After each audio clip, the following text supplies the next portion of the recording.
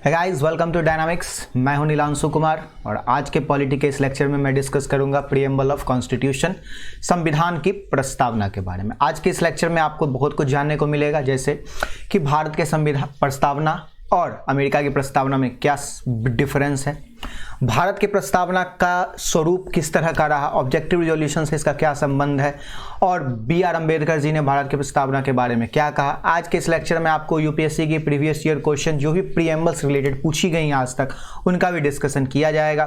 तो आपको बहुत कुछ जानने को मिलेगा, तो बने रहें मेरे साथ। चलिए शुरू करते हैं। शुरू करने से पहले आज का मोटिवेशनल कोट्स है, our greatest weakness lies in giving up. हमारी सबसे बड़ी कमजोरी होती है कि हम गिव अप कर देते हैं कि अब हमसे नहीं होगा। इस लाइक पॉलिटी पढ़ने में बहुत लोग गिव अप कर देते हैं कि मुझे लक्ष्मीकांत समझ नहीं आ रही है, मैं नहीं पढ़ूंगा। तो मैं आपके लिए अवेलेबल हूँ ताकि आपको लक्ष्मीकांत अच्छे से समझाऊँ। The most certain way to succeed is try one more time. मैं वही कहूँगा, आप एक बार और प्रयास करें। जब भी आपको लगे कि कोई भी सब्जेक्ट में प्रॉब्लम हो रही है पढ़ने में, मैं ये छोड़ देता हूँ। बहुत लोग ऑप्शनल सेलेक्ट करते हैं, सोशियोलॉजी, हिस्ट्री, ज्योग्राफी, उसका कहते हैं नहीं मेरे से नहीं हो रहा, मैं दूसरा ऑप्शन सेलेक्ट। नहीं, दूसरा ऑप्शन सेलेक्ट करने से पहले आप एक और ट्राई जरूर करें, हो सकता है कि आपका उसमें इंटरेस्ट जाग जाए। इसी तरह की चीज़ें आप हर एग्जाम की तैयारी में अप्लाई कर सकते हैं। Try one more time, try one more time, you can always be successful. अगर आप मुझसे जुड़ना चाहते हैं तो नीलांशु सर सर्च करें टेलीग्राम पे, वहाँ आप मुझसे डायरेक्टली जुड़ सकते हैं और कोई भी सवाल हो आपका पॉलिटी से रिलेटेड, आप मुझसे वहाँ पूछ सकते हैं। तो अपने लेक्चर की शुरुआत करते हैं। शुरुआत करने से पहले देख लेते हैं इंट्रोडक्शन कि what is unique about Indian constitution preamble and what is unique about the preamble of American constitution. तो एक बात मैं बता दूं कि सबसे पहली बात कि प्रीएम्बल की सबसे पहले शुरुआत हुई थी अमेरिकन कॉन्स्टिट्यूशन में। ऑब्वियसली अमेरिका का कॉन्स्टिट्यूशन दुनिया का सबसे पहला कॉन्स्टिट्यूशन है। रिटन कॉन्स्टिट्यूशन जो भी हम पढ़ते हैं उसमें सबसे पहला कॉन्स्टिट्यूशन यूएसए का है। तो सबसे पहले उसी ने शुरुआत की, तो उसी को पूरे दुनिया भर ने कॉपी किया, हमने भी उसे ही कॉपी किया। प्रीएम्बल का मतलब होता है प्रीफेस। आपने बुक्स पढ़े होंगे, तो जब आप बुक खरीदने जाते हैं तो बुक खरीदने जाते हैं, जैसे लाइक ये लक्ष्मीकांत की किताब है या ये क्वेश्चन बैंक है। अब इसका बुक है, अब हम इसको पूरी किताब देखेंगे क्या है, नहीं, हम देखेंगे कि इसके इंडेक्स में क्या है। ये देखिए टेबल ऑफ कंटेंट, और यहाँ आप देख सकते हैं प्रीफेस। तो यही टेबल ऑफ कंटेंट हम देखकर बुक खरीदते हैं। तो हमारा जो कॉन्स्टिट्यूशन है वो एक तरह का टेबल ऑफ कंटेंट है, प्रीफेस है, जो दुनिया भर के लोगों को, यहाँ तक कि हमें भी ये बताता है कि हमारे संविधान में क्या होगा और क्या नहीं होगा, और क्या पहले होगा और क्या बाद में होगा। क्या पहले बाद का सिस्टम क्या है वो भी मैं आपको लेक्चर में डिस्कस करूंगा। प्रीएम्बल को आइडेंटिटी कार्ड ऑफ कॉन्स्टिट्यूशन भी कहा जाता है। ऑब्वियसली कोई भी बच्चा, अच्छा एक बात बताइए, बच्चा जन्म लेता है तो बच्चा का आइडेंटिटी कार्ड पहले बनता है या बच्चा जन्म पहले लेता है? ऑब्वियसली बच्चे की आइडेंटिटी कार्ड नहीं, बच्चा पहले जन्म लेता है तब उसकी आइडेंटिटी कार्ड बनती है। उसी तरह प्रीएम्बल के बारे में कहा गया है कि it is the horoscope of the constitution. अब एक इसी एग्जाम्पल को, बच्चे के एग्जाम्पल को ही अगर हम लें, तो कोई बच्चा जन्म लेने के बाद ही उसका हॉरोस्कोप बनाते हैं ज्योतिषी जी, पहले नहीं बनता, क्योंकि जन्म की डेट और टाइम के हिसाब से किसी की जन्म कुंडली बनती है। तो इंडिया के प्रीएम्बल की अगर जन्म कुंडली प्रीएम्बल है, सॉरी इंडिया के कॉन्स्टिट्यूशन की अगर जन्म कुंडली प्रीएम्बल है, तो ऑब्वियसली प्रीएम्बल कॉन्स्टिट्यूशन के बनने के बाद ही बना होगा। इसे आप याद रखेंगे, ठीक है। मतलब हमारा जो कॉन्स्टिट्यूशन है वो पहले बना, प्रीएम्बल बाद में बना। और आपको लिखा मिलेगा कॉन्स्टिट्यूशन में कि it is based on the objective resolution by Pandit Jawaharlal Nehru. इसका भी मैं डिस्कशन करता हूं। यह है अमेरिका का कॉन्स्टिट्यूशन। आप देख सकते हैं इसमें लिखा है we the people of United State. हम यूनाइटेड स्टेट के लोग, in order to form a more perfect union, establish justice, ensure domestic tranquility, provide for common defense, promote the general welfare and secure the blessing of liberty to ourselves and posterity to ordain and establish this constitution of United States of America। देखिए difference क्या है Indian constitution के preamble और America का preamble जो है ना, ये जो आपने देखा ये पहले बन गया था। ये प्रीएम्बल पहले बना, उसके बाद इस प्रीएम्बल को बेस लेके हम अमेरिका ने अपना कॉन्स्टिट्यूशन बनाया। लेकिन हमारे यहाँ क्या हुआ, हमारे यहाँ पहले ऑब्जेक्टिव रिजोल्यूशन आया। हमारे यहाँ क्या आया, पहले ऑब्जेक्टिव रिजोल्यूशन आया जो कि 13 दिसंबर 1946 को पेश किया गया था। पहले ऑब्जेक्टिव रिजोल्यूशन आ गया, ऑब्जेक्टिव रिजोल्यूशन को बेस बनाकर हमने अपना संविधान बनाया। हमने क्या बनाया, अपना संविधान बनाया, और जब हमारा संविधान बन गया तो उसकी समरी हमने अपने प्रीएम्बल में इंक्लूड की। तो अब आपको याद रहेगा कि हमारा प्रीएम्बल बाद में बना या पहले, और क्या डिफरेंस था इंडियन प्रीएम्बल एंड यूएसए के प्रीएम्बल में। अब हम देखते हैं कि ऑब्जेक्टिव रिजोल्यूशन में क्या चीजें थी। अब आप देखिए ऑब्जेक्टिव रिजोल्यूशन में इंडिपेंडेंट का जिक्र है। क्या हमारे प्रीएम्बल में इंडिपेंडेंट वर्ड है? बिल्कुल नहीं। ऑब्जेक्टिव रिजोल्यूशन में सॉवरेन है, रिपब्लिक है, ये हमारे में है। India is the union of erstwhile British Indian territories, India state and other part outside British India and state are willing to be part of, ये बात तो है। Territory forming to union shall be autonomous unit. अब क्या जो territory India में जुड़ी autonomous हैं, exercise all function empowered of the government administration accept assigned to the vested to the union. तो ऑटोनोमस तो है लेकिन इमरजेंसी में ऑटोनोमस नहीं रहते हैं।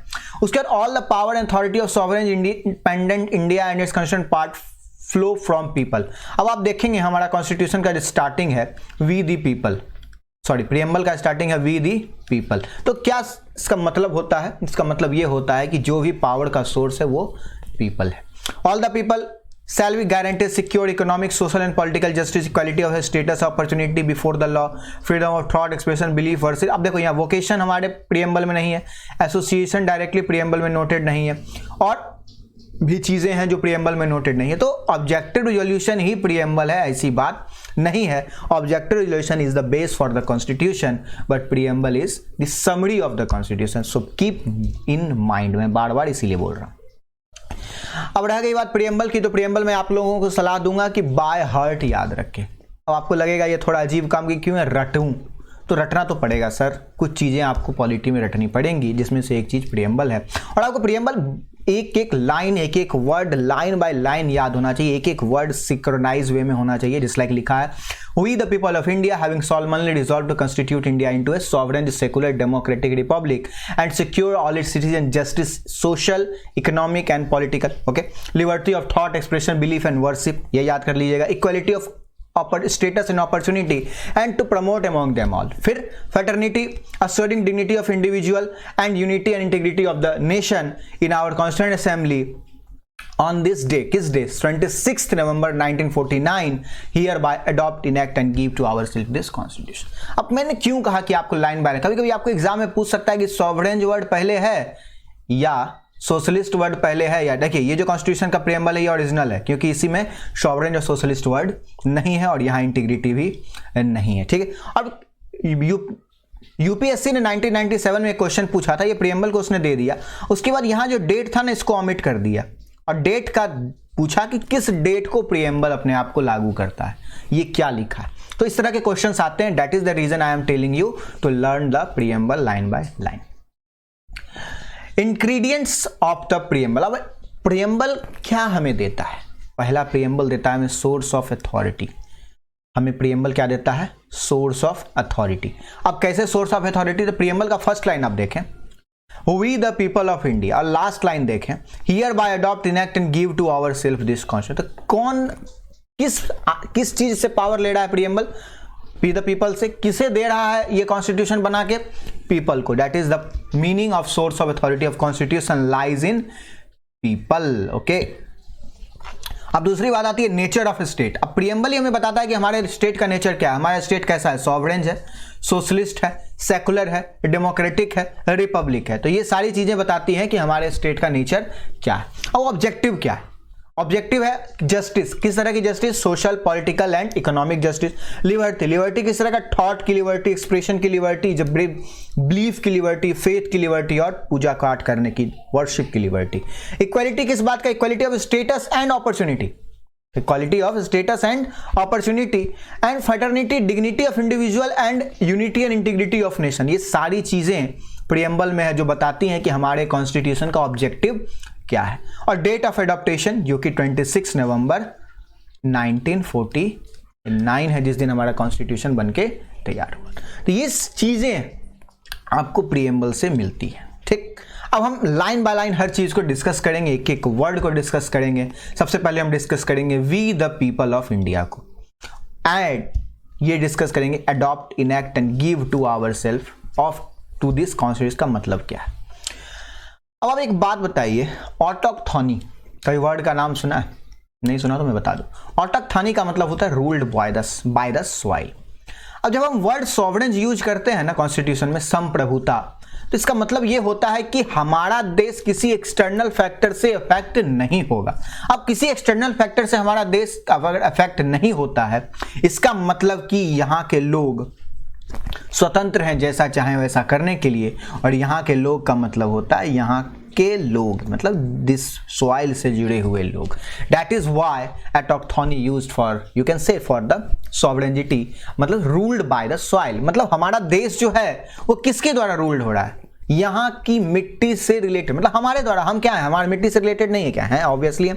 सॉवरेनिटी पीपल में वेस्टेड है, we the people of India क्या बोलता है कि हमारी जो संप्रभुता है वो पब्लिक से है, ना कि प्रिंस से या क्वीन से, किंग से, कहीं से नहीं। कहां से, power is governed bye the people and the source of power is the people. अब हम प्राइम मिनिस्टर चुनते हैं, चीफ मिनिस्टर चुनते हैं, क्यों हम चुनते हैं ना, अपने लिए, they are public servants, so they got power from the people, not from the British queen.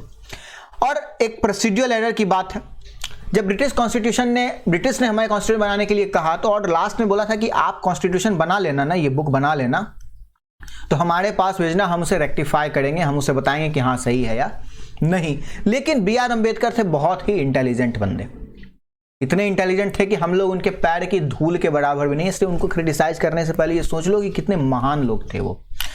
या Jawaharlal Nehru, K Munshi, all the constituent assemblies member are great person, क्योंकि उन्होंने एक ऐसा कॉन्स्टिट्यूशन हमें दिया जो आज तक इनएक्ट है।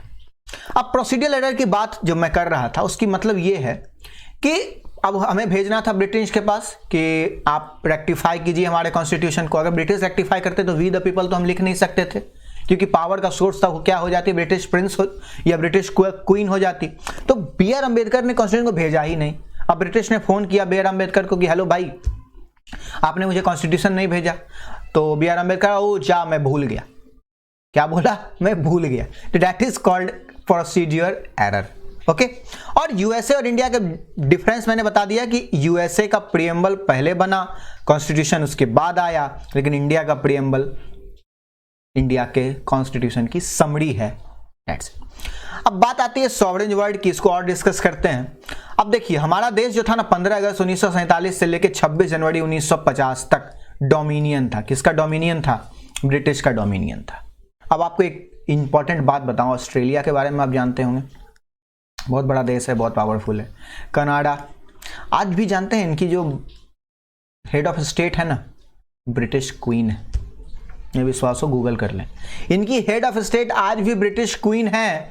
और हमारे लिए ऐसा कुछ नहीं है, हमारा हेड ऑफ स्टेट कौन है, प्रेसिडेंट ऑफ इंडिया। और ये प्रेसिडेंट ऑफ इंडिया पीपल के द्वारा इनडायरेक्टली इलेक्टेड होते हैं। तो हम थे 1950 तक डोमिनियन, लेकिन जैसे ही हमारा कॉन्स्टिट्यूशन बना हम हो गए सॉवरेन्स, मतलब हमारा किसी तरह से कोई मतलब ब्रिटिश क्राउन से नहीं रहा। मतलब ये कि India is neither a dependence nor a dominion to any other nation. ना हम किसी देश पर डिपेंडेंट होंगे और ना किसी देश के डोमिनियन होंगे। हम क्या होंगे, एक इंडिपेंडेंट स्टेट होंगे जो अपना भला बुरा खुद सोचेगा। हमारे ऊपर कोई अथॉरिटी नहीं होगी और हमें अपने इंटरनल या एक्सटर्नल, मतलब ये, अब हमें देश के अंदर चुनाव करवाना है या बिहार को 2 टुकड़े करके बिहार और झारखंड बनाना है, या हमें पाकिस्तान से दोस्ती रखनी है या नहीं, हमें चाइना से दोस्ती रखनी है या नहीं, हमें बांग्लादेश से दोस्ती रखनी है या नहीं, या हमें बांग्लादेश को पाकिस्तान से अलग करना है लड़ाई लड़के। इन सारी चीज़ों के लिए हमें किसी यूएन की, किसी पाकिस्तान की, किसी अमेरिका की, किसी रशिया की परमिशन की ज़रूरत है? बिल्कुल नहीं है। दैट इज़ द रीज़न कि we are sovereigns both internally and externally. Hope आपको समझ में आया होगा ये बात। नहीं आया तो आप मुझे टेलीग्राम पे मैसेज कर सकते हैं। Being a sovereign state, India can either acquire a foreign territory or cede part of its territory in favor of foreign state। मतलब ये कि ये इंडिया है। अब ये इंडिया को अगर मर्जी हो तो अपना कोई पार्ट किसी फॉरेन टेरिटरी, किसी फॉरेन स्टेट को दे सकता है या किसी फॉरेन स्टेट से अपना पार्ट ले सकता है। अभी रिसेंटली बांग्लादेश के साथ जो एग्रीमेंट हुआ, इसमें हमने कुछ सीड किए और कुछ इंडिया में जुड़े, और पहले भी बेड़ूबाड़ी में भी ऐसा ही हुआ था। और ये जो सॉवरेन वर्ड है ये हम कहाँ से लिए हैं? आयरलैंड से। ये सिस्टम है सॉवरेनिटी का इंडिया का, वो हमने आयरलैंड से लिया। अब बात ये आती है, आप लोगों के मन में सवाल होगा कि सर सॉवरेंस का मतलब हम एक्सटर्नल इंटरनल अलग हैं, तो हम तो कॉमनवेल्थ के भी मेंबर हैं। अब कॉमनवेल्थ का रेटिफिकेशन तो कॉन्स्टिट्यूएंट असेंबली ने ही कर दिया था, और हम यूनाइटेड नेशन ऑर्गेनाइजेशन के भी मेंबर हैं। और कभी कभी ऐसा होता है कि यूएनओ कॉमनवेल्थ हमें कुछ कहता है और हम करते हैं। तो ये सवाल आया। अब ये सवाल आया तो डाउट क्लियर करना बहुत जरूरी है। तो फिर बी आर अम्बेडकर से पूछते हैं, चलिए हम लोग। बी आर अम्बेडकर जी बताइए कि सर हम आप कहते हैं कि हम सॉवरेन हैं, तो फिर कॉमनवेल्थ और यूएनओ के सदस्य होने के बाद हम उनकी बात मानते हैं, तो ये क्या है? तो बी आर अम्बेडकर जी बोले कि बेटा ये जो है ना एक्स्ट्रा कॉन्स्टिट्यूशनल अरेंजमेंट है। ये क्या है? एक्स्ट्रा कॉन्स्टिट्यूशनल या एक्स्ट्रा लीगल अरेंजमेंट है। मतलब ये कि ये जो चीजें हैं ये कॉन्स्टिट्यूशन से बाहर हैं। मतलब ये कि हमारी मर्जी होगी तो हम कॉमनवेल्थ की बात मानेंगे, हमारी मर्जी होगी तब यूनाइटेड नेशन ऑर्गेनाइजेशन की बात मानेंगे, और हमारी मर्जी होगी तो हम इन ऑर्गेनाइजेशन को छोड़ भी सकते हैं। That is the reason we are sovereigns despite of joining Commonwealth, United Nation organization and other multilateral and bilateral organizations. चलिए समझ में आ गया। अब इंडिया तो सॉवरेन हो गया। अब इंडिया को हमने सॉवरेन बना दिया, मतलब एक्सटर्नल और इंटरनल दोनों फ्री। क्या इंडियन सॉवरेन है? क्या इंडियन एक्सटर्नल और इंटरनली एकदम आजाद हैं? देखिए इंडियन जो है ना एक्सटर्नल इंटरनली आजाद नहीं है। अब एक्सटर्नल कैसे बताऊं? इसलिए ये है हमारा देश। अब ये पार्ट क्या पता है? समुद्र है, और ये क्या है? श्रीलंका है। अब अगर हम यहां खड़े हो जाएं तो क्या होता है? आप आपको पता है कि श्रीलंका कैद कर लेता है ये कह के कि आप मेरे टेरिटरी में आए, मेरे वाटर टेरिटरी में। क्या हम सॉवरेन हुए? एक्सटर्नली नहीं हुए। जैसे ही हम इंडिया के बाहर जाते हैं तो हम पर किसी और तरह का कानून चलना शुरू हो जाता है। विदेश में जाते हैं तो विदेश का कानून शुरू हो जाता है। लेकिन अब हम बात इंटरनली की करते हैं। इंटरनली भी हम सॉवरेन हैं? हाँ है। अब अगर हम सॉवरेन हैं तो एक AK-47 लेते हैं और थरथरा देते हैं, तो क्या हमें कोई कुछ नहीं कहेगा? कहेगा, हमें सजा होगी। That is the meaning we are Indians are not sovereign. मतलब हमें रूल ऑफ लॉ के हिसाब से काम करना पड़ता है। लॉ जो कहेगा हमें वो करना होगा। इंडिया के लिए ऐसी बात नहीं है। यूएनओ की लॉ को मानना इंडिया की मजबूरी नहीं है, लेकिन इंडिया के लॉ की मानना इंडियंस की मजबूरी है, और इंडिया में रहने वाले सारे रेसिडेंट की मजबूरी है, वो भले ही इंडिया के सिटीजन हो या ना हो। तो आप याद रखिएगा कि इंडिया एक सॉवरेन स्टेट है, बट इंडियंस कभी सॉवरेन नहीं हो सकते। अब घर में भी देखिए ना, क्या घर में हमें जो मन होता है सो करते हैं क्या? जब नहीं करते हैं तो सॉवरेन नहीं है ना। घर में भी तो रिस्ट्रिक्शंस होते हैं, रूल होते हैं कि 10 बजे के बाद घर से पहले घर लौट के आ जाओ, सुबह उठ के पढ़ाई करो, ये सारी चीजें हमारे घर में भी चलती हैं। अब बात आती है सोशलिस्ट की। अब आप जानते हैं कि सोशलिस्ट वर्ड कब ऐड किया गया था? 42वें संशोधन अधिनियम के बाद 1946 में, 42nd कॉन्स्टिट्यूशनल अमेंडमेंट एक्ट 1976। अब सोशलिज्म की बात आ रही है तो देखते हैं कि सोशलिज्म होता क्या है। सोशलिज्म जो है ना एक मार्क्सिज्म होता है, मार्क्सिस्ट सोशलिज्म होता है, जिसका मतलब होता है कि all resource belong to a state. और सच्ची बात बताऊं कि दुनिया में आज कोई भी ऐसा राष्ट्र नहीं है जो कंप्लीटली सोशलिस्ट है। आप कहोगे रशिया, नहीं, रशिया में भी अब प्राइवेट प्रॉपर्टीज का बहुत ज़्यादा शुरुआत हो गई है। हाँ, रशिया एक समय सोशलिस्ट था, वहाँ सारा चीज़ बिलोंग करता था स्टेट को, लेकिन अब ऐसा नहीं। अब इंडिया में ऐसा क्या है? अब आपके दिमाग में एक बात होगी कि हमारे कॉन्स्टिट्यूशन मेकर ने इतना शानदार कॉन्स्टिट्यूशन, आपने कहा कि B R Ambedkar is the very very very very very important person for making constitution. He was a great thinker, great person. तो उन्होंने क्यों सोशलिस्ट वर्ड कॉन्स्टिट्यूशन में इंक्लूड नहीं किया? अब आप बताइए सोशलिस्ट वर्ड का मतलब क्या होता है? सोशलिस्ट वर्ड का मतलब ये होता है कि सबको स्टेटस और अपॉर्चुनिटी की इक्वलिटी। मतलब ये कि हमारा कॉन्स्टिट्यूशन आपको पैसे देकर भारत में अंबानी नहीं बना देगा। Constitution not going to give you 1000 and lakh of crore to make you a billionaire, but constitution ने आपको अपॉर्चुनिटी दी है। जितनी अपॉर्चुनिटी बी आर अम्बेडकर ने कॉन्स्टिट्यूशन ने अंबानी जी को दी, टाटा को दी, बिरला को दी, उतनी ही अपॉर्चुनिटी कॉन्स्टिट्यूशन ने हमें भी दी है कि हम अपनी स्टेटस को ऊपर उठाएं और हम जितना चाहें उतना पैसा कमा सके। तो ये चीजें हमारे कॉन्स्टिट्यूशन के प्रीएम्बल में ऑलरेडी थी, equality of status and opportunity. तो ये जो सोशलिस्ट वर्ड था इसको ऐड करने का एक ही मोटिव था, जो अभी नहीं, थोड़ा देर बाद बताऊंगा। तो इंडिया में क्या है, opportunity to earn this resource, मतलब रिसोर्स सबके लिए इक्वल है, लेकिन आपके पास अपॉर्चुनिटी है कि आप अपने स्किल से, अपने नॉलेज से उसका यूज करें और उससे खुद भी पैसे कमाएं और देश का भी योगदान करें।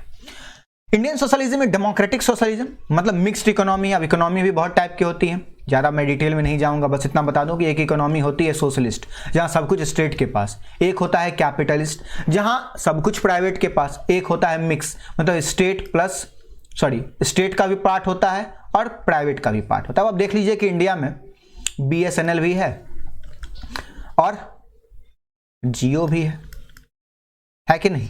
तो BSNL क्या है, स्टेट की प्रॉपर्टी है, जियो प्राइवेट प्रॉपर्टी है, लेकिन दोनों मिलकर इंडिया में काम कर रही है। That is the meaning of mixed economy, जहां प्राइवेट और पब्लिक सेक्टर दोनों एग्जिस्ट करते हैं, दोनों ग्रो करते हैं, दोनों में कंपटीशन होता है और देश आगे बढ़ता है।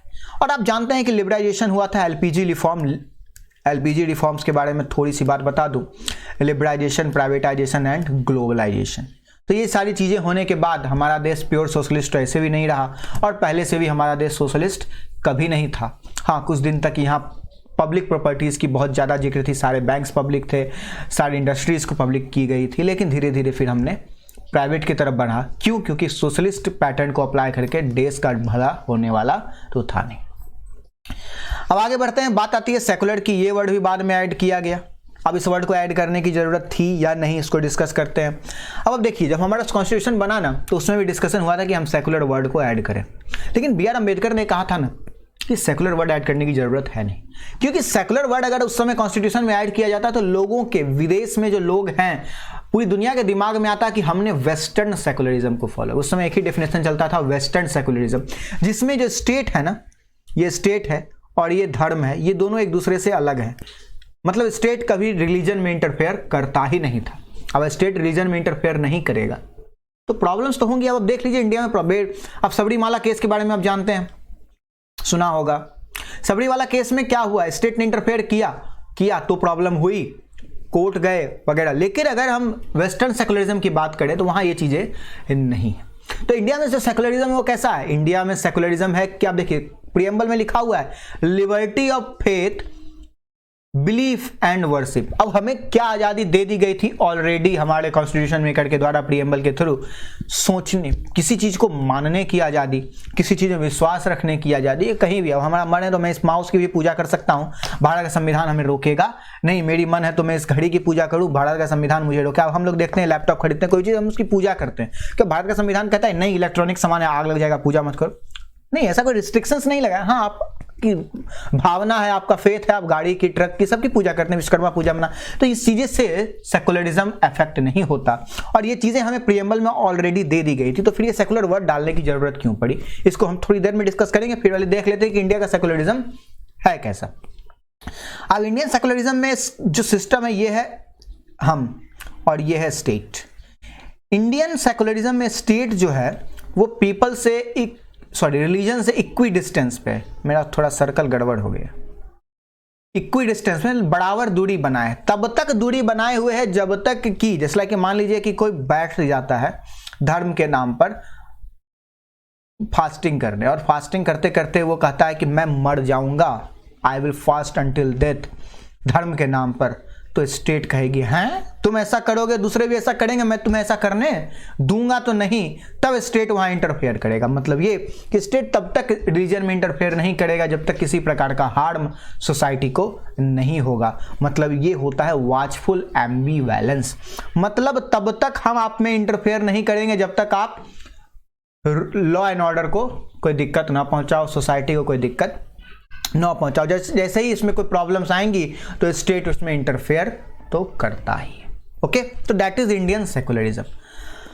ये भी वर्ड 42वें संशोधन अधिनियम 1976 में ऐड किया गया। और फंडामेंटल राइट में ऑलरेडी हमारे पास freedom, right to freedom of religions है आर्टिकल 25 टू 28 में, जिसे हम लोग डिस्कस करेंगे फंडामेंटल राइट में डिटेल में।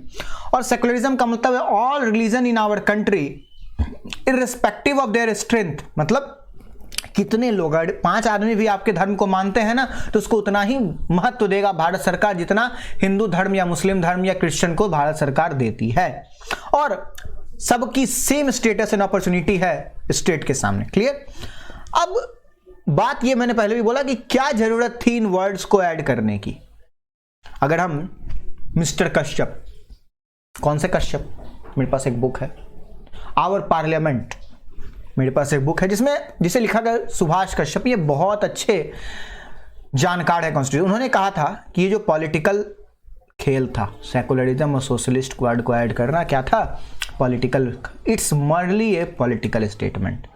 क्यों? क्योंकि हमारा देश ऑलरेडी सेकुलर है, हमारा देश ऑलरेडी सोशलिस्ट है। कैसे सेकुलर सोशलिस्ट है मैं बताता हूं फिर से आपको। अगर हम प्रियम्बल को देखें एक बार, आ जा भाई, कहां खो गया? प्रियम्बल में देखिए हमारे पास है liberty of thought, expression, belief, faith and worship. क्या सेकुलरिज्म का मतलब यही नहीं होता कि हमें कुछ भी पूजा पाठ करने की आजादी? तो ऑलरेडी हमारे कॉन्स्टिट्यूशन में। अब सोशलिस्ट वर्ड का मतलब क्या होता है? Equality of status and opportunity, सबको आजादी की वो पैसा कमाए और अपने स्टेटस को बढ़ाए। तो ये दोनों चीजें हमारे कॉन्स्टिट्यूशन में, प्रियम्बल में सॉरी, ऑलरेडी रिटन थी। That is why Subhash Kashyap ji ने कहा it's a just political statement. और हो सकता है, और आपको शायद कॉन्स्टिट्यूशन सुप्रीम कोर्ट में एक पिटीशन आया है कि सेकुलरिज्म और सोशलिस्ट वर्ड को संविधान के प्रियम्बल से हटा दिया जाए, क्योंकि इसका कोई वैल्यू है नहीं, ये जिस पॉलिटिकल खेल था। फ्यूचर में आपको ये न्यूज मिलेगा। अब हमने प्रियम्बल में संशोधन किया, तो क्या इससे हमें फायदा हुआ, नुकसान हुआ, या क्या सही था संशोधन करना? अब मैं इतना डिटेल में, मुझे इंदिरा गांधी से कोई प्रॉब्लम नहीं है, मैं बस आपको रियलिटी फैक्ट बताना चाह रहा हूं। मैं सिर्फ आपको पॉलिटी पढ़ा रहा हूं, मुझे पॉलिटिक्स से कोई मतलब नहीं। तो amending preamble does not change the constitution. अब हमने पहले भी पढ़ा है कि कॉन्स्टिट्यूशन पहले बना, उसके बाद प्रियम्बल बना। अगर हम कॉन्स्टिट्यूशन में बदलाव नहीं करते हैं तो फिर प्रियम्बल में बदलाव करने का कोई फायदा नहीं है। और कॉन्स्टिट्यूशन में जो चीज ऑलरेडी लिखी गई है, प्रियम्बल में जो चीज ऑलरेडी लिखी गई है, तो उसको डालने से कोई बड़ा बेनिफिट होने वाला नहीं, और कोई नुकसान भी होने वाला। लेकिन नुकसान क्या होगा कि प्रियम्बल में अगर हम चेंज करते हैं तो हमारा समरी है, तो दुनिया में संदेश क्या जाता है कि भारत ने अपना प्रियम्बल बदला, मतलब भारत ने अपना कॉन्स्टिट्यूशन बदला होगा। और रियलिटी आप सब जानते हैं, कॉन्स्टिट्यूशन में किसी प्रकार का बदलाव नहीं किया गया था। अब इन सब बातों से आगे बढ़ते हैं डेमोक्रेटिक रिपब्लिक। अब बी.आर. अम्बेडकर जी जब कॉन्स्टिट्यूशन बना रहे थे ना, तो डेमोक्रेटिक वर्ड को तो लाना था। लेकिन डेमोक्रेसी का मतलब ये थोड़ी होता है कि मोनार्की नहीं होगी। तो क्या हम मोनार्क थे? क्या हम ब्रिटिश की तरह राजा महाराजा वाला सिस्टम ले रहे थे? नहीं, हमें चाहिए था रिपब्लिक सिस्टम। रिपब्लिक मतलब constitutional head is elected by the people. That is why BR. Ambedkar ने डेमोक्रेटिक और रिपब्लिक वर्ड को एक साथ रखा। समझ में आई बात? बहुत न्यू है। उसके बाद position power by the people. Democracy का मतलब क्या होता है? पावर का पोजीशन पीपल का, we the people of India sorry है। और इसके में अगर हम अब्राहम लिंकन के डेफिनेशन के बाद जाएं, be the by the people, for the people end of the people. People, democracy में पीपल ही पावर का सोर्स है, पीपल के लिए ही पावर्स हैं और पीपल के द्वारा ही पावर का यूज किया जाता है। डेमोक्रेसी दो टाइप की होती है, डायरेक्ट डेमोक्रेसी और इनडायरेक्ट डेमोक्रेसी। डायरेक्ट डेमोक्रेसी आपको स्विट्जरलैंड जैसे छोटे देशों में मिलेगी, लेकिन इंडिया में भी डायरेक्ट डेमोक्रेसी है। कहाँ? ग्राम सभा में। जब हम लोग पंचायती राज पढ़ेंगे तो वहाँ इसको ज़्यादा डिस्कस करेंगे। इसके अलावा हमारे देश में इनडायरेक्ट डेमोक्रेसी या रिप्रेजेंटेटिव डेमोक्रेसी। सबसे पहले देखते हैं डायरेक्ट डेमोक्रेसी के 4 टाइप होते हैं। एक होता है रेफरेंडम, एक होता है इनिशिएटिव, रिकॉल एंड प्लेबिसाइट। और इनडायरेक्ट डेमोक्रेसी एक पार्लियामेंट्री फॉर्म ऑफ डेमोक्रेसी और एक प्रेसिडेंशियल। अब अमेरिका में कौन सा डेमोक्रेसी है? यूएसए में प्रेसिडेंशियल फॉर्म ऑफ डेमोक्रेसी, वहाँ हेड ऑफ स्टेट प्रेसिडेंट है और पावर भी प्रेसिडेंट के। लेकिन इंडिया में पार्लियामेंट्री फॉर्म ऑफ डेमोक्रेसी है। अब देखते हैं रेफरेंडम होता क्या है। Procedure in which a proposed legislation is referred to the electorate to accept through direct vote. अब देखिए ब्रेक्जिट के बारे में आपको पता होगा, नहीं पता बता देता हूँ। ब्रिटेन का एग्जिट किससे? यूरोपियन यूनियन से जब हुआ था तो वहाँ रेफरेंडम किया गया था। रेफरेंडम इसलिए किया गया था, पब्लिक से पूछा गया था कि you want to be with European Union और नॉट। तो 51 या 52% लोगों ने कहा था कि we don't want to be with European Union. तो ये रेफरेंडम के बाद ही ब्रिटेन का एग्जिट हुआ था यूरोपियन यूनियन से। तो रेफरेंडम का मतलब ये होता है। फिर इनिशिएटिव होता है, method by which the people can propose a bill to the legislature. Initiative मतलब पीपल का इनिशिएटिव होगा कि अब ऐसे मान लीजिए कि सबको चाहिए, जैसे इंडिया में बहुत दिन से नहीं हो रहा है कि महिलाओं को 50% आरक्षण या 33% आरक्षण legislative council, legislative assembly and parliament में, लेकिन ये हो नहीं रहा है। तो पीपल एक इनिशिएटिव ले सकती है, पीपल एक बिल पेश करेगी संसद में कि आप ऐसा कीजिए, दैट इज कॉल्ड इनिशिएटिव। अब रिकॉल, अब मान लीजिए कि हमें कोई अपना एमपी एमएलए पसंद नहीं है, वो काम नहीं कर रहा है, हम बार बार उनको कह रहे हैं, वो टाले जा रहे हैं, तो हम कहेंगे कि आपको हम रिकॉल करते हैं, हम आपको वापस बुलाते हैं, हमें नया प्रतिनिधि चाहिए। ठीक, मतलब जब वो अपनी ड्यूटीज को सही से निर्वाह नहीं करता है तो हमें उन्हें वापस करने का अधिकार होता है, that is called recall. And plebiscite method of taking public opinion on any issue of public. जब भारत आजाद हुआ था ना, तो बहुत सारे प्रिंसिपल स्टेट में प्लेबिसाइड किया गया था लोगों की ओपिनियन जानने के लिए कि क्या वो इंडिया में जुड़ना चाहते हैं, क्या वो इंडिया में जुड़ के खुश है या नहीं। और अधिकतर जगह जहां प्लेबिसाइड हुई थी, लोगों को मजा आया था इंडियन यूनियन से जुड़ के। तो these are the things that is the part of direct democracy. Let's move ahead. The Indian Constitution provides for representative parliamentary democracy under which the executive is responsible to legislature. We all know PM and Council of Ministers comprises of legislation. No, is executive. And legislative is Lok Sabha and Rajya Sabha. तो PM and Council of Ministers किसको जवाब दे हैं? लोक सभा, राज्य सभा को क्यों जवाब दे हैं, ये भी मैं डिस्कस करता हूँ। PM चुन के कहाँ से आते हैं भाई?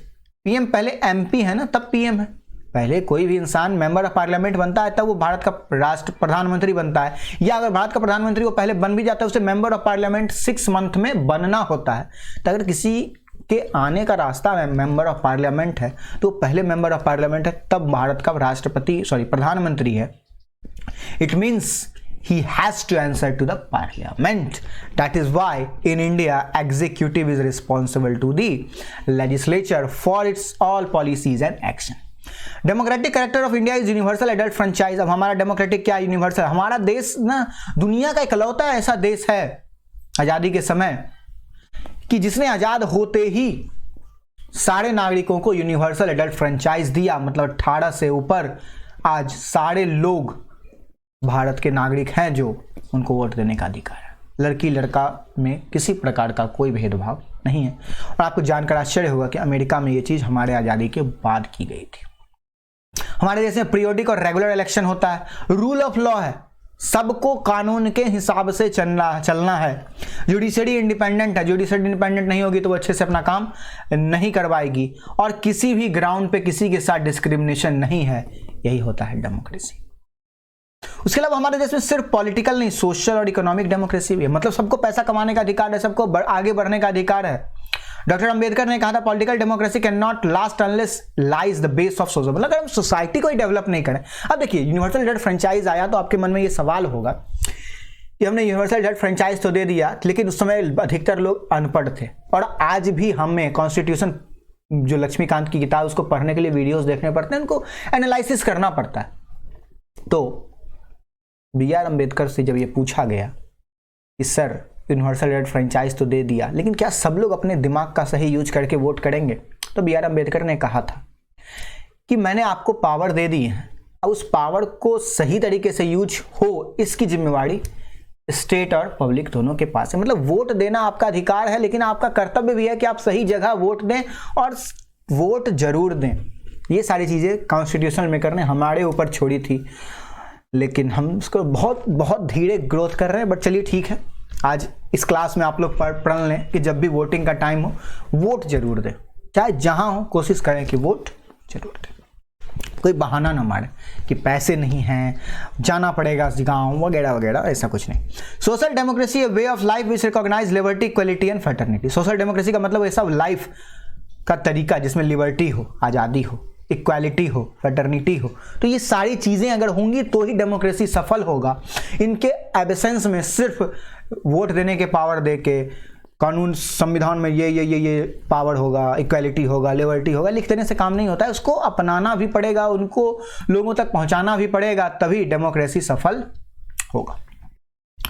आगे बढ़ते हैं। रिपब्लिक। अब डेमोक्रेसी और रिपब्लिक एक साथ क्यों था इसका रीजन देख लीजिए। डेमोक्रेटिक रिपब्लिक है हमारा, डेमोक्रेटिक रिपब्लिक मतलब पॉलिटी जो है ना डेमोक्रेटिक है। दो तरह की होती है, एक रिपब्लिक और एक मोनार्की। हमारे देश ने रिपब्लिक अब इंजॉय किया। रिपब्लिक का मतलब ये होता है कि India has an elected head that is called president of India. हमारा इलेक्टेड हेड है ना, वो इनडायरेक्टली इलेक्शन के द्वारा आते हैं, लेकिन वो 5 साल के लिए ही आते हैं, उनका परमानेंट सीट नहीं है, वो हमेशा के लिए भारत के राष्ट्रपति नहीं होंगे। He is elected indirectly for a fix period of 5, सिर्फ 5 साल के लिए। उसके बाद उनको फिर से चुनाव लड़ना पड़ेगा, जीत गए तो बन सकते हैं, otherwise tata. It means 2 more things। 1, vesting of political sovereignty in people, we the people of India का मतलब क्या होता है कि people is the source of power, और कोई भी इंडिविजुअल किंग के जैसा नहीं होगा, और किसी को स्पेशल प्रिविलेज नहीं मिलेगा। राजा महाराजा की उपाधि तो कॉन्स्टिट्यूशन बनते ही खत्म कर दी गई थी। और सारी पब्लिक ऑफिस जो है ना, अब आईएएस की तैयारी कर रहे हैं, अब सभी लोग यहाँ बैठे हैं, ऑब्वियसली आईएएस की तैयारी कर रहे हैं या किसी एग्जाम की तैयारी कर रहे होंगे। तो क्या आपने कभी सोचा कि आप लड़का हैं या लड़की हैं, अपर कास्ट हैं, लोअर कास्ट है, काले हैं, गोरे हैं, इस बेसिस पे आपको यूपीएससी छांट देगा, बीपीएससी छांट देगा, या कोई भी पीसीएस छांट देगा? नहीं छांटेगा। दैट इज द मीनिंग कि वी आर रिपब्लिक। मतलब ये कोई भी पब्लिक ऑफिस, सरकारी कार्यालय सबके लिए खुला है बिना किसी डिस्क्रिमिनेशन के। That is the meaning of republic. 2 meaning है रिपब्लिक का, एक head of state is president, दूसरा मीनिंग है कि all public office is open, either it is peon, either it is chief secretary of India, all are open for any per. इसलिए India में बहुत सारे रिक्शा चालक, बहुत सारे प्यून के बच्चे आईएएस बनते हैं और फाइनली कैबिनेट सेक्रेटरी तक बनते हैं। इसका रीजन क्या है कि हम रिपब्लिक हैं, और सारे पब्लिक पोस्ट, चाहे प्रेसिडेंट का पोस्ट हो, प्राइम मिनिस्टर का पोस्ट हो, आईएएस का पोस्ट हो, आईपीएस का पोस्ट हो, चपरासी का पोस्ट हो, क्लर्क का पोस्ट हो, सबके लिए ओपन है। अगर आप में काबिलियत है तो आप एग्जाम पास करो और वो पोस्ट हासिल करो। That is the meaning of Republic. अब बात आती है जस्टिस की। आप कह रहे होंगे कि जस्टिस में नारियल कहाँ से आ गया? जस्टिस में नारियल क्यों आया बताता हूँ। नारियल जो होता है ना, बहुत ही इंपॉर्टेंट फल है। एक तो अंदर का फल हम खा लेते हैं, उसके अंदर पानी होता है, उसको भी पी जाते हैं, और जो छिलका होता है उसको भी जलाओ तो बहुत शानदार जलता है और हमें एनर्जी देता है। तो ये है जस्टिस, मतलब सबके साथ जस्टिस, मतलब ऐसा काम करना है, ऐसी स्कीम्स लानी है कि किसी को कोई नुकसान ना हो। जस्टिस का 3 टर्म इंडियन कॉन्स्टिट्यूशन के प्रीएम्बल में है, social justice, economic justice and political justice. पहले सोशल, तब इकोनॉमिक, तब पॉलिटिकल जस्टिस। मतलब जब तक हम सोसाइटी में जस्टिस ना करेंगे, आज भी बहुत सारे लोग के घर में कोई नीचे जात का लोग आता है तो नीचे बैठाते हैं। तो ये सोसाइटी में अगर जस्टिस नहीं होगा तो इकोनॉमिक पॉलिटिकल जस्टिस का कोई औचित्य नहीं रह जाता है। उसका इकोनॉमिक जस्टिस क्या? सबको equality of status and opportunity, सबको कमाने का अधिकार। तब पॉलिटिकल जस्टिस आएगा। सिर्फ वोट देने का अधिकार देने से काम नहीं होगा। अब ये होगा कैसे? बहुत सारे फंडामेंटल राइट्स हैं, बहुत सारे डीपीएसपी हैं जिसने की जस्टिस को इंडियन पीपल तक पहुंचाने का काम किया है। सोशल जस्टिस का मतलब ये होता है कि equal treatment of all citizen without any distinction based on caste, colour, race, religion, sex and so on. मतलब किसी तरह का डिस्क्रिमिनेशन नहीं होगा। किस बेसिस पे? कास्ट के, जाति के बेसिस पे, उनका कलर के बेसिस पे, उनके काले गोरे होने के बेसिस पे, उनके धर्म के बेसिस पे, उनकी लड़का लड़की या तीसरी लिंग के होने के बेस, मतलब किसी भी बेस पे आप सोशल इनइक्वालिटीज नहीं कर सकते। जस्ट बिकॉज कि वो लड़की है तो उसे हम कहेंगे कि आप घर में बैठो रोटी बनाओ, और कोई लड़का है सॉरी, तो उसे कहेंगे कि आप पढ़ो लिखो बेटा, तुम तो मेरे बुढ़ापे के साथी हो। बट ऐसा कुछ नहीं होना चाहिए। ऐसा क्यों? अब हमारे सोसाइटी में ऐसा होता है। दैट इज द रीजन कि हमारे कॉन्स्टिट्यूशन मेकर ने सोशल जस्टिस को सबसे पहले रखा, तब इकोनॉमिक जस्टिस, तब पॉलिटिकल जस्टिस। समझ में आई बात? गुड। अब बात आती है लिबर्टी, आज़ादी। अब ये जो पतंग उड़ रहा है इसको आज़ादी है, नीचे से आग लगा दिया गया, ये उड़ता हुआ चला जाएगा। अब आज़ादी का मतलब क्या होता है? आज़ादी का मतलब ये नहीं होता है कि हम बंदूक लें ठाए ठाए ठाए ठाए, नहीं। आज़ादी का मतलब होता है absence of strain on activities of individual and the same time providing opportunity for development of individual। मतलब आज़ादी जो है ना, 2 टाइप की होती है, एक निगेटिव और एक पॉजिटिव। निगेटिव आज़ादी का मतलब कि आप ये काम नहीं कर सकते, स्टेट क्या नहीं कर सकता है। देखिए, निगेटिव पॉजिटिव किसके लिए? स्टेट के लिए। स्टेट मतलब पार्लियामेंट, एग्जीक्यूटिव, जुडिशियरी, ये सब। तो स्टेट के लिए आज़ादी क्या? स्टेट क्या हमें रोक सकता है आईएएस बनने से? जस्ट बिकॉज कि हम बिहार से हैं, जस्ट बिकॉज कि हम यूपी से हैं? नहीं रोक सकता। क्या स्टेट हमें रोक सकता है पब्लिक ओपिनियन क्रिएट करने से? नहीं रोक सकता। तो ये स्टेट के लिए निगेटिव है। पॉजिटिव क्या है स्टेट के लिए? कि हम अपनी मनमानी नहीं कर सकते, जो चाहे वो हम नहीं कर सकते। That is the liberty that is the positive sense and liberty का नेगेटिव सेंस। प्रियम्बल क्या देता है हमें, किस तरह की लिबर्टी, थॉट, सोचने का। आपने सोचा तो आज पॉलिटी पढ़ने आए, और जो आप पॉलिटी पढ़ोगे इसे आप एक्सप्रेस कर सकते हो, लोगों को बता सकते हो कि what is preamble and what is not in preamble, why preamble is not objective resolution, why objective resolution first come, why preamble comes last, why preamble is called summary of the constitution. ये चीज आप express कर सकते हो। आपकी belief है, आपको कुछ मानना है, नहीं मानना, नास्तिक बनो आस्तिक बनो, आपकी मर्जी। फेथ, हमें फेथ है कि ये टीचर हमें अच्छा पढ़ाएंगे, हमें फेथ है कि ये स्कूल मेरे लिए अच्छा है, ये फेथ। वर्शिप, किसी चीज की पूजा, मैंने बताया चाहे मुझे माउस की पूजा करनी हो, इस फोन की पूजा करनी, हम कर सकते हैं, कोई रोकेगा नहीं। कैसे ये आ रहा है, फंडामेंटल राइट से। उसके अलावा कोर्ट, आर्टिकल 32, अगर हमारे फंडामेंटल राइट का हनन होता है तो आर्टिकल 32 आता है हमें बचाने के लिए। तो ये हो गया हमारे लिए लिबर्टी। लेकिन मैंने पहले भी बोला कि इसका मतलब ये नहीं है कि हम जो चाहें सो करें। Liberty is not about doing whatever we want, liberty is about enjoying our rights within the limitation, enjoying our life। अब देख हम पार्टी करते हैं, मेरी मान लीजिए कि किसी की शादी है मेरे यहाँ, मैं पार्टी किया, बहुत तेज आवाज बजा रहा हूँ, तो मेरी लिबर्टी है कि मैं तेज आवाज में गाना सुनूं, लेकिन क्या दूसरे की लिबर्टी नहीं है कि वो शांति से रहे? तो हाँ, अपनी लिबर्टी के चक्कर में दूसरे की लिबर्टी को हर्ट नहीं कर सकते, इसीलिए हमें लाइसेंस नहीं है कि हम जो करें, मतलब हम अपने फंडामेंटल राइट को यूज करने के चक्कर में दूसरे की फंडामेंटल राइट का हनन नहीं। Right to sleep is a fundamental right under article 21। By playing high level music we can't deny the fundamental right of our neighbour, that is the meaning of liberty. और ये liberty लिया गया था French revolution से। आगे बढ़ते हैं। आगे बढ़ने से पहले एक क्वेश्चन डील करूंगा, which of the following objectives is not embodied in the preamble of the constitution.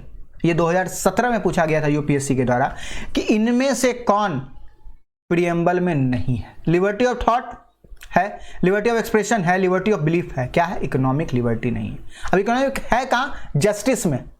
Justice एक सोशल, इकोनॉमिक एंड पॉलिटिकल, लेकिन लिबर्टी में इकोनॉमिक लिबर्टी की बात नहीं हुई है।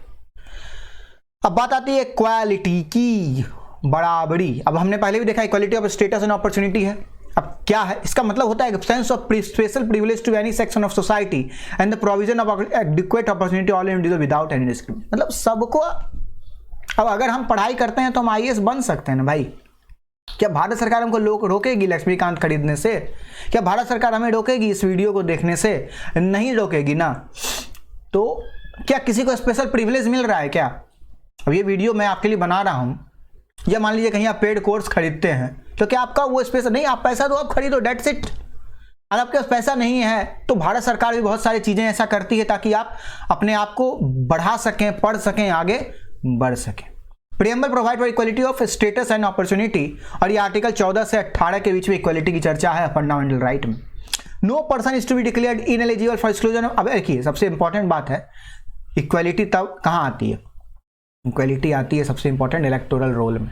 अगर आप 18 से ऊपर हैं, पैसा हो नहीं हो, आप वोट कर सकते हैं। कोई बेस नहीं बनता है रिलीजन का, रेस का, कास्ट का, सेक्स का, इकोनॉमिक, कोई बेस नहीं है। अंबानी है या आप है, अंबानी के वोट का वैल्यू भी एक ही है और हमारे वोट का वैल्यू भी एक ही है। Just because he is billionaire, उसके वोट की वैल्यू 50 लाख नहीं है, एक ही है। तो दैट इज इक्वालिटी। और इलेक्शन कैसे है? यूनिवर्सल रेट फ्रेंचाइज पे बेस्ड है, जिसको मैंने अभी डिस्कस किया। इसका मतलब होता है इक्वालिटी का, सब बराबर हैं। किसके सामने? संविधान के, कानून के साथ। लेकिन हमारा सोसाइटी अभी भी बराबरी का अधिकार नहीं देता है, इसलिए सोसाइटी को बदलने की सबसे पहले जरूरत है। Fraternity it means the sense of brotherhood, भाईचारा। भाईचारा कैसे आता है? Single citizenship. अगर हमारे पास सिंगल सिटीजनशिप है मतलब हम सारे इंडियंस हैं। आप जितने लोग वीडियो देख रहे हैं वो भी इंडियन है, मैं भी इंडियन हूं। हाँ, कोई विदेश में वीडियो देख रहा है तो वो इंडियन नहीं है। एंड ऑल्सो फंडामेंटल ड्यूटी, सबके लिए फंडामेंटल ड्यूटी सेम है। That is the fraternity. It shall be duty of every citizen to promote harmony and spirit of common brotherhood among the people. मतलब भाईचारा बनाना भाई, अरे उसके पास मत जाओ, वो ऐसा नहीं। सबको साथ, गरीब है, अमीर है, भिखारी है, उसको भी ट्रीट करना, because they are human being. That is the meaning of fraternity. Not on the basis of religion, language and diversity. मतलब हमारा देश बहुत डाइवर्स है, बहुत बहुत बहुत ज़्यादा डाइवर्स है। अब इसमें ब्रदरहुड को बनाए रखने के लिए सिंगल सिटीजनशिप दिया गया ताकि सब अपने आप को इंडियन समझे, बिहारी, बंगाली, महाराष्ट्री, ऐसा कुछ प्रॉब्लम ना हो। अगर ऐसा ना हो, नहीं होता तो फिर सोच लीजिए कितने झगड़े होते। Preamble declared the fraternity has to assure two things, dignity of individual and unity and integrity of the nation.